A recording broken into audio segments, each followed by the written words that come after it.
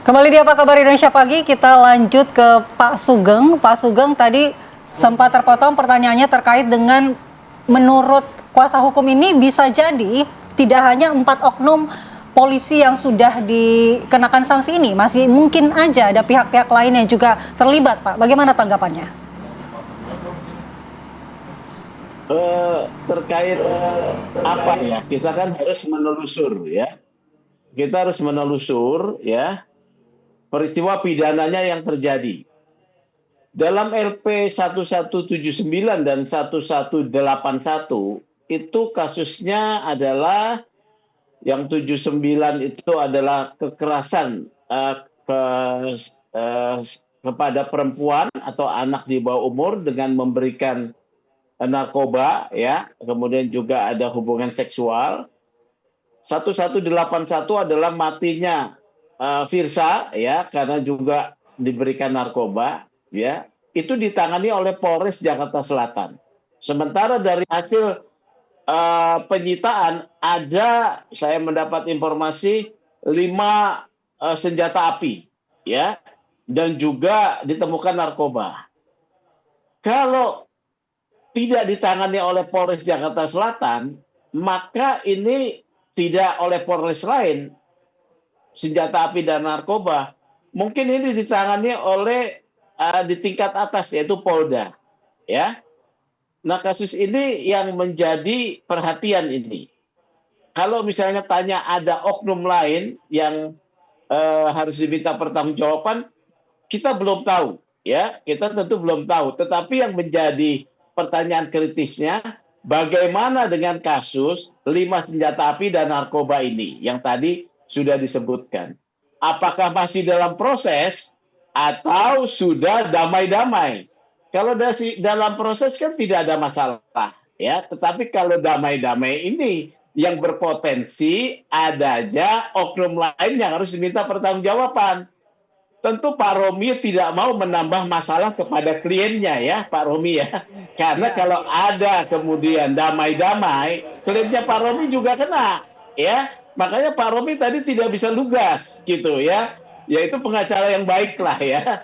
Tetapi ini apakah ada oknum lain ya? Ini harus ditelusur ke sana ya.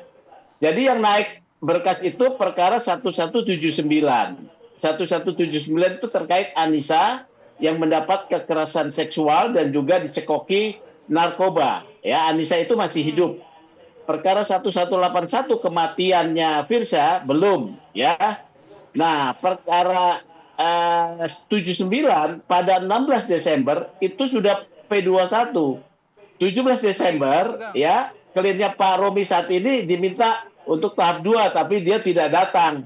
Nah, di sana mungkin ada permainan waktu itu ya, makanya AKBP G terpleset itu di sana itu ya. Jadi seperti itu. Oke, Pak Sugeng.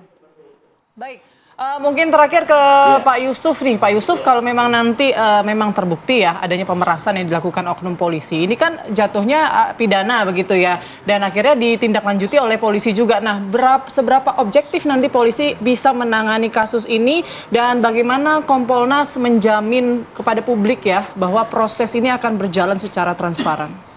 Tentu kami sebagai pengawas akan kami awasi prosesnya. Kami fokus dalam hal ini kasusnya 2 sesungguhnya. Satu kasus yang kaitannya dengan dugaan penyalahgunaan kewenangan yang dilakukan oknum, apakah itu pemerasan atau suap atau tindak pidana korupsi, ini kita awasi. Sejauh ini kita memang harus objektif.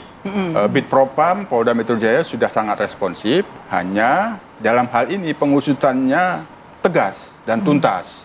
Tidak hanya pada kode etik, tapi nanti itu ada fakta-fakta yang bisa jadikan unsur tidak pidana, tegas diproses saja agar masyarakat punya kepercayaan kepada institusi kepolisian. Yang kedua, kasus tidak pidana awalnya yang sudah ada P21 yang masih dalam proses, yang ini kaitannya dengan korban, ini juga kami akan awasi agar ini benar-benar keadilan kepada korban itu memang ada, meskipun dari pihak korban telah menyampaikan ada perdamaian. Tapi kan di sini ada sebagian ini ada delik biasa, itu delik umum, tidak harus ada laporan. karena ini sudah menjadi sorotan masyarakat, Baik. ini masyarakat menanti Baik. seberapa sungguh-sungguh kasus ini akan dituntas. Inilah yang menjadi catatan Kompolnas, maka kami akan awasi agar kepolisian benar-benar mengusut secara tuntas dan tegas, Baik. Baik. sehingga masyarakat percaya bahwa Ya. kasus ini selesai.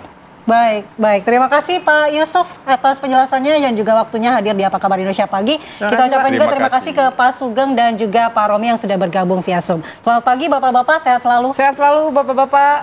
Dan ini adalah akhir dari Apa Kabar Indonesia Pagi hari ini. Akhir kata saya Andi Kumala. Dan saya Putri Windasari pamit. Terima kasih atas kebersamaan Anda. Sampai jumpa.